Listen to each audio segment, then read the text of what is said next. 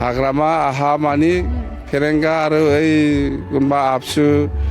नवबडलेण्ड नरेश कोआ फेरेंगा कोआ प्रमोद बर' कोआ ইয়াত আকৌ অশান্তি হ'ব বুলি কোৱা মানুহ কোন যেতিয়া নাকি বিপিএফে চৰকাৰ কৰিব হাগ্ৰামাই চৰকাৰত বহিব তেতিয়াহ'লে আকৌ অশান্তি হ'ব এইবিলাক কোৱা মানুহ কোন এতিয়া ওলাই দিয়কচোন বিৰাট ভাল কোকৰাঝাৰত এতিয়া পুৰা ভাল এতিয়া আমি জয়ন্ত মলও যাব ময়ো যাম মানে মইতো কোকৰাঝাৰৰে মানুহ জয়ন্ত মল ডাঙৰীয়া এতিয়া গৈ আছোঁ কোকৰাঝাৰত একেলগে আমি যাম আৰু চৰণ বড়ো ডাঙৰীয়াও যাব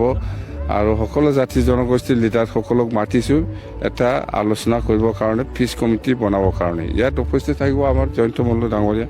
ডিচি ইনিচিয়েটিভত এইটো মিটিংটো কৰা হৈছে যোৱা পৰহি কিছু ভুল বুজাবুজিৰ কাৰণে এই দুটা দিন পৰহি আৰু যোৱাকালি কিছু নঘটিবলগীয়া ঘটনা এই অঞ্চলত সংঘটিত হৈছিল যিটো আমি সকলোৱে অত্যন্ত দুঃখিত হৈছোঁ এই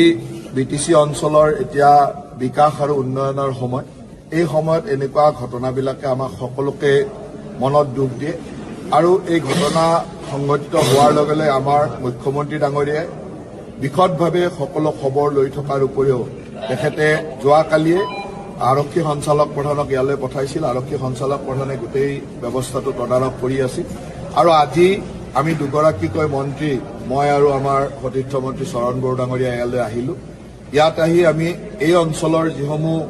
সংগঠন আছে বিভিন্ন